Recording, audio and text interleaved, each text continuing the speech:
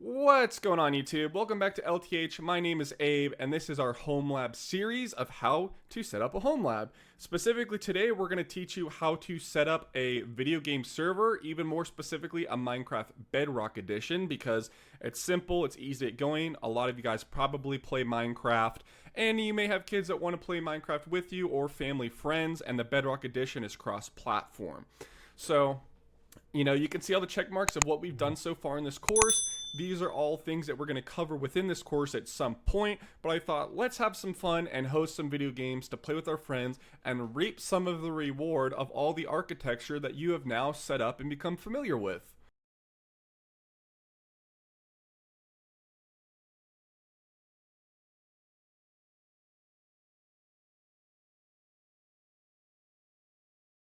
Need Play It GG and LinuxGSM. But what is Play It GG? Well, it's a proxy host service that allows you to port forward using tunneling technology without exposing your local area network to the internet through opening ports or whatever that would allow bots to scan your network potentially. Also, if you have a carrier-based NAT, so if your internet service provider uses network address translation at their front to the public internet, you wouldn't be able to port forward anyway. So this gets around that. So what this does is your computer creates a tunnel talking to a specific server out on the public internet, and then that public server listens for requests from your friends and then routes that traffic back to your server.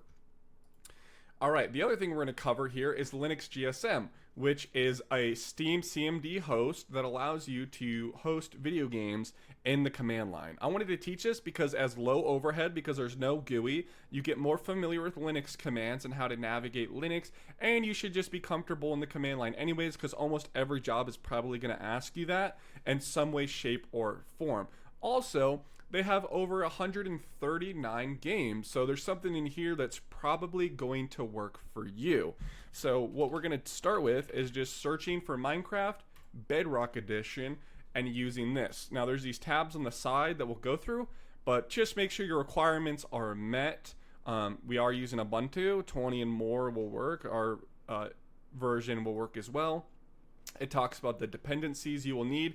If MCB server is already installed, run MCB server install as root, and LinuxGSM will automatically install missing dependencies, right? In our case, we haven't done that. All right, and so here's how we install it. So in order to do this, we are going to log in to our Proxmox server and get the IP address of our server if you don't remember it. So we can see here ours is 192.168.50.240, and remember I talked about best practice. We are going to use the Windows 11 terminal to talk to these, which also allows us to more easily copy and paste commands. And if you were in a real world environment at a job and you needed to log in, or maybe they don't provide PuTTY or don't allow it, well, this based in service in Windows is something you should be able to get your hands on, even if you need to put in a request to IT. So it's SSH, your username of the server that you're connecting to at the IP address. .240 in our case. And we're going to click enter. Do we care? That's fine. Whoops. Do this. I got to type yes, my bad. And then the password, and we're logged in. So I'm actually going to open this up twice because there's a couple things we're going to do for the purpose of this video. It'll make it a little bit easier and cleaner to leave open. So if you want to follow along, you can do it this way as well.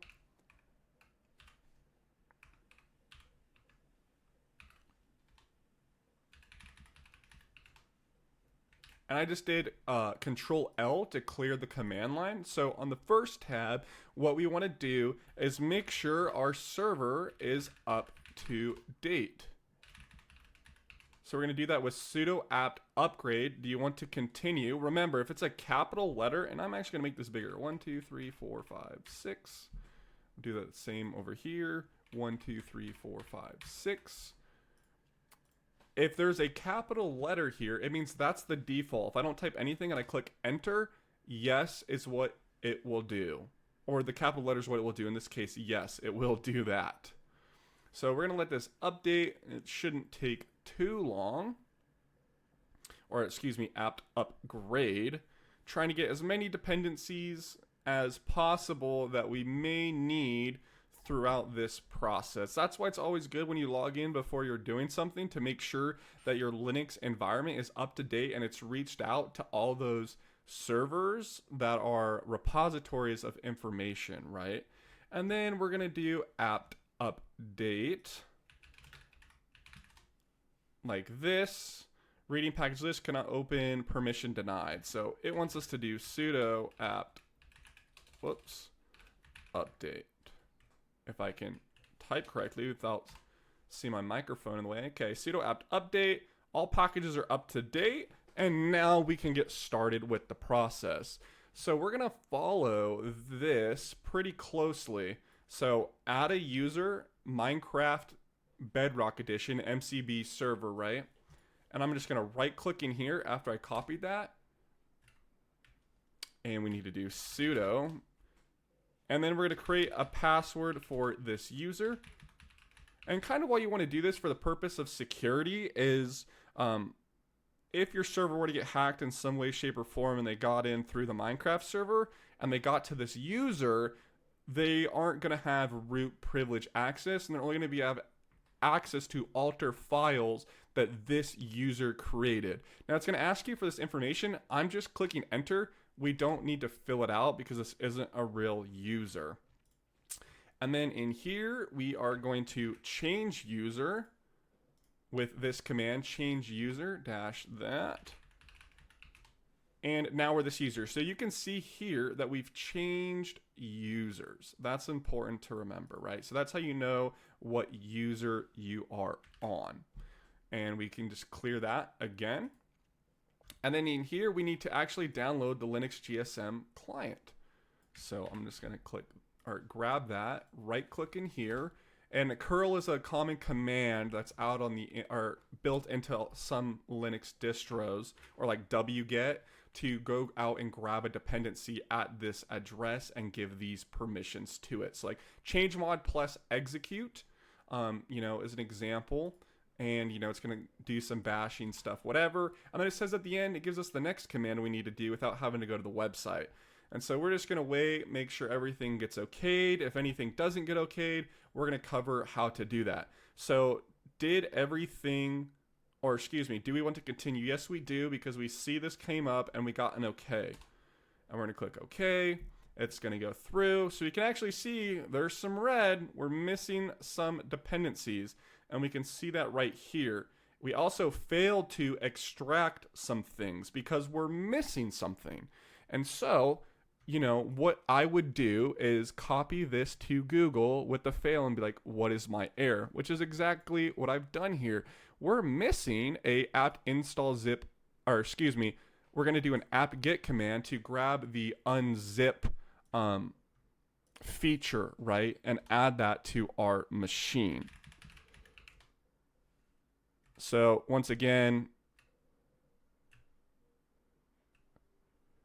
oh, hold on, I just did that. So in order to install this, it wants us to do it as a root user. You can see that this user isn't root. So there's a couple ways we could actually install this. What I'm going to do, just to be super quick, is I'm going to go over to this other tab and I'm going to type it in here. And I'm going to just get it installed on the server. You could switch over to users. You could also sudo the user, the username, apt install, if you'd like to do that. So real quick, we're going to do one more thing, that we're actually going to do as well is sudo apt update. We're going to grab these. So I'm going to go back over to here and grab those files and install them. So we're actually unable to locate a couple files.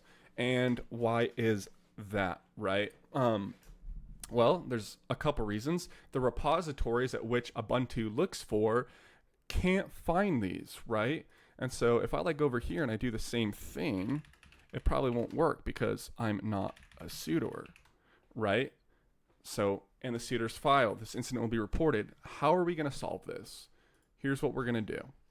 we are going to do some commands, which I'll have linked down below, but we're going to sudo apt repository universe and sudo apt repository multiverse, and then find those packages, right? And then sudo apt update so the server can see these dependencies. And we're going to click enter. So now when we do this, our Ubuntu machine is looking for other dependencies that it wouldn't normally scan for.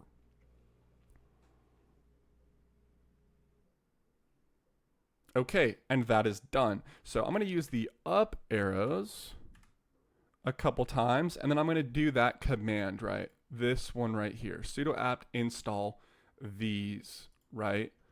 And so I'm going to click enter, and I'm going to grab all of those files. Do you want to continue? Yes, we can continue by installing those.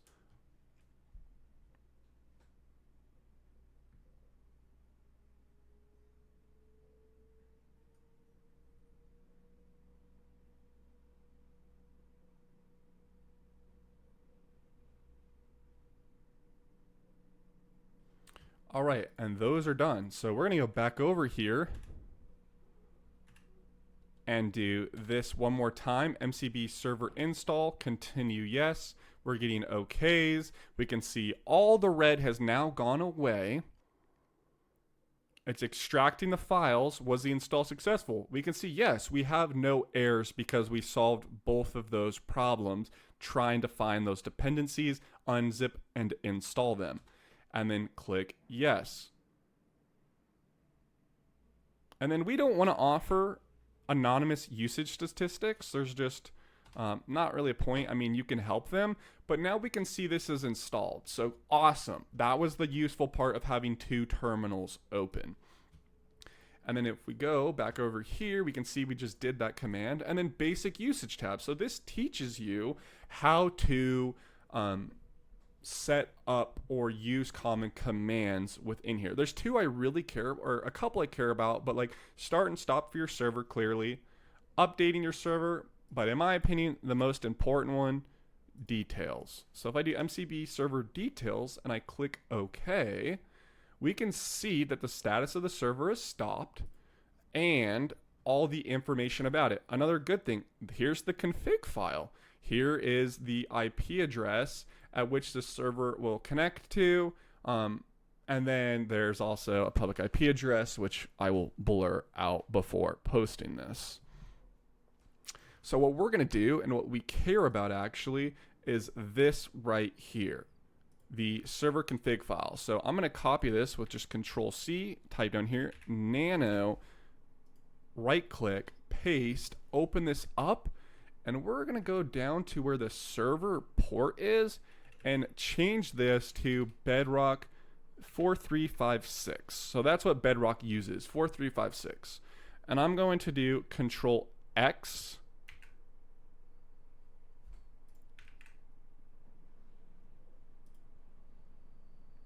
Oh my goodness, I'm doing the wrong key. I'm typing Control Windows, Control X, and it says save modified information. I click Y for yes, and this says file name to write to. It shows it, and you click enter. And now, if I do details once again, we can see that it is changed to 4356. Okay, our server is actually set up and pretty much ready to go. There's just one more, well, what we're going to do here is this and start it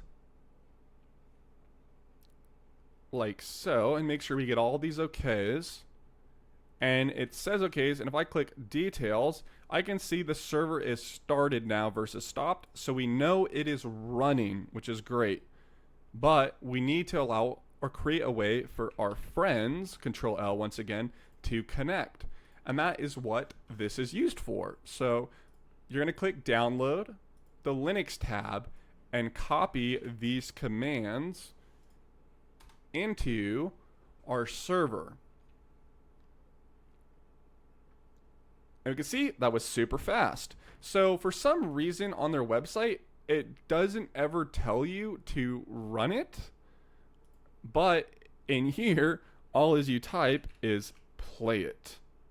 And you click enter. And now we can visit the link that it provides us to set this up. Post edit Abe essentially had a couple technical difficulties right here, but I tried to make it look good. You're going to click the link, wait for this to find the tunnel, and then you'll move on with the process like the video now shows. This is going to take a minute to find the agent and to add a tunnel. So a tunnel was just added. We can see this is what I was talking about, the login link, right? This will allow you to log in without an account, because it's dash guest account and then your agent.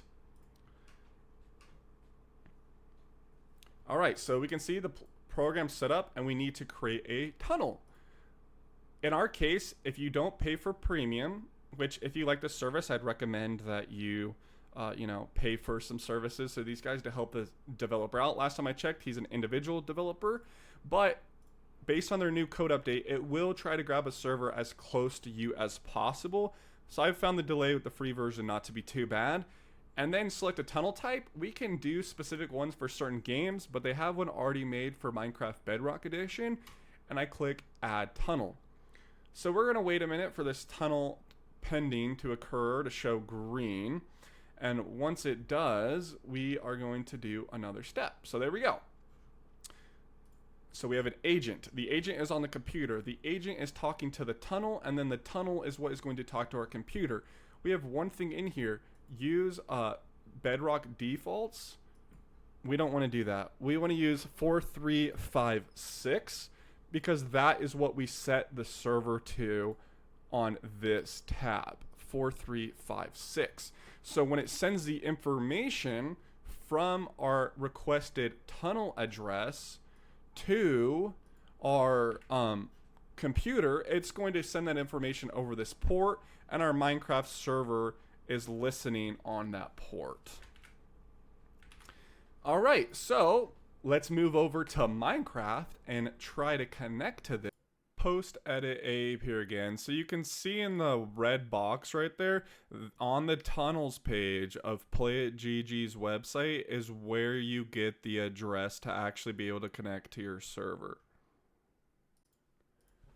Okay guys, there's one more thing I want to show you is if you have to update your server or restart your server and you're trying to start your Minecraft server over again, not just your virtual machine, and it won't work. So if you do MCB server details, right, it's going to not know what you're talking about. You'll be like, oh, I just set all this up. What did I do? You need to go back into that user account. So you're going to change users, MCB server. It's going to ask for that password to that user you created, and now you're in here. So we need to do change directory, root directory, and now we'll be able to see or check the status of our server. So I can do that /MCB server start, and it can start the server, and now it is already running. You could also do the details as well to see the status of your server. I'm just sick and tired of editing out that public IP address, but that's how you would get back in here to look at all that information. So just something to consider. 2 commands, change users to MCB server, change directory with that tilde sign, which is the keyboard key right below your escape key, and then you'll be able to perform the commands to configure your server. Okay guys, so we're in Minecraft now, and you can see, like I just showed in the last clip, I put in the server address and the port found on that website. If you would like lower ping and people are playing within the network or within your home that you are hosting the server on, you can actually use that local address, right? The port 4356, as well as your virtual machine's IP address, so the 192.168.50.240, and you can connect to that locally and then give your friends this information from that tunnels page, and then they can play with you from outside your network. So we're going to go ahead and join this server to just ensure that it is working and running. And it's locating the server, which is a good sign. And we're in. So there you go. That's how you set up a Minecraft server using PlayItGG and LinuxGSM. If you guys have any questions, please leave them down below. My name is Abe, and I appreciate you watching LTH.